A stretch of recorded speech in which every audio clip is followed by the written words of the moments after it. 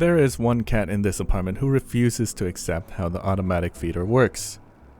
Every single morning, approximately 15 minutes before the scheduled feeding time, he begins his campaign.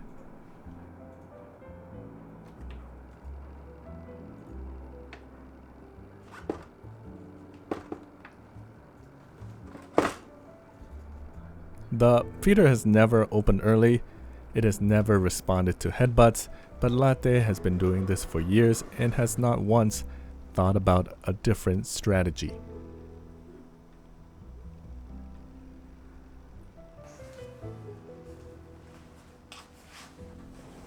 Now, the other three show up a little differently.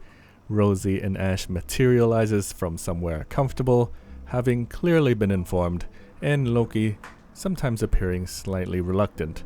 He acts like he had maybe other plans. And then they wait.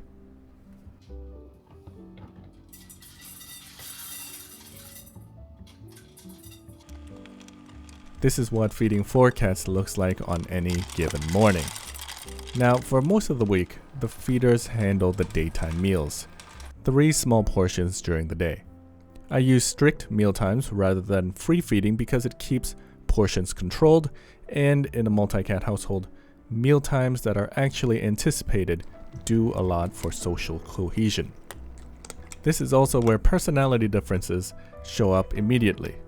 Latte and Loki eat like it might be their last meal, and Rosie and Ash take their time, maybe eat half and walk away, and then later come back to it.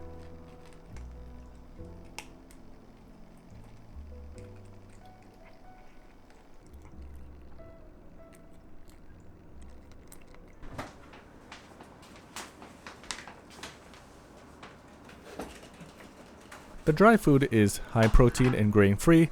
It's from a local Korean brand that I've been using here for a while, but dry food of course gets a bad reputation, and a lot of it is deserved. Even grain free has more filler protein than what I would ideally want. However, it does cover most of the cat's needs while I'm out or at work, and it doesn't spoil at room temperature. The nutrition gap it leaves is something I try to close in the evenings and weekends when I am around and at home. In terms of feeding schedule, I like to have 3 small portions during the day and 1 larger meal before they sleep. The smaller daytime portions keep them fed without feeling too lethargic. For anyone living in a studio or a 1-bedroom with cats, and I did for years, the automatic feeder is the reason that you can sleep past 6 in the morning, unless of course you like a cat alarm. For the most part, they'll redirect their attention and wait for the machine and let you sleep. As long as you don't have a cat named Latte.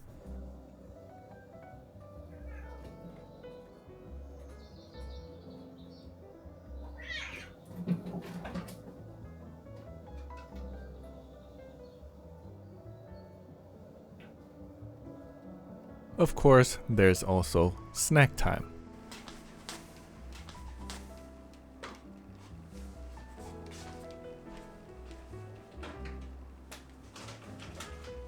Today I used some freeze-dried chicken.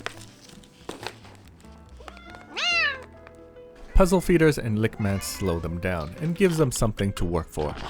Also, it puts all of them in the same place around something they all want. And then there is Ash. Ash identified early on that if he waits, pieces will fall. He does sometimes participate, but mostly he just collects what the others dislodge.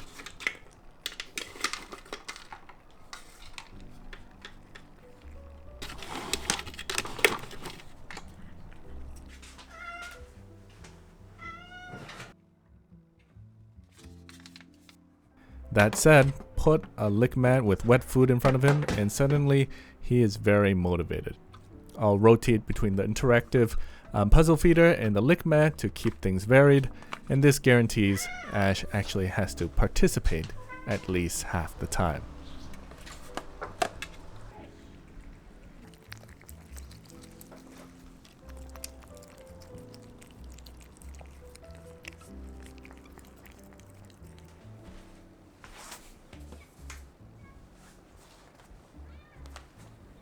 Evenings and weekends are when the diet gets a little bit more interesting for them.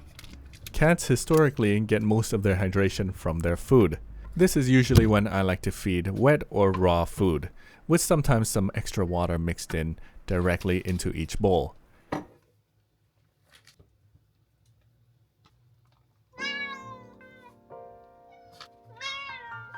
This week, it's raw. I prepped it in advance so it's easy. Take it out, thaw, and feed.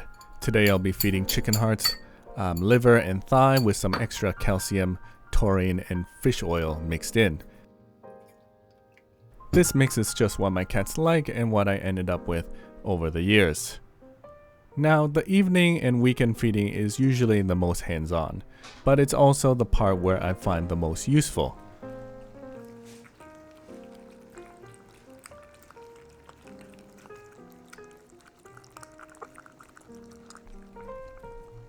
You'll notice things. Maybe a cat is eating slower than usual, maybe looking a little bit less enthusiastic, or maybe not eating at all.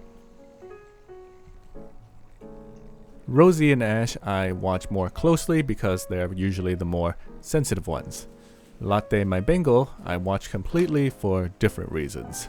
He'll probably finish first almost every time and begin immediately his post-meal audit of the other bowls. Usually the large meal I put down right before I sleep, and by the time I am done getting ready for bed, they are also already winding down. After the evening meal, it's a different apartment. They groom, they'll find their favorite spots, and that's it. The feeder will once again take over in the morning and the daytime meals, and somewhere in this apartment, maybe 15 minutes before the first portion is due, Latte is already warming up. Now, for the full feeding setup, everything that I use during the week is linked in the description if you want to see the specifics. If you want to see how the rest of the day looks like for these four, how they use the space, when they want attention, and how the apartment stays manageable even with 4 cats, that's in the next video. I'll see you there.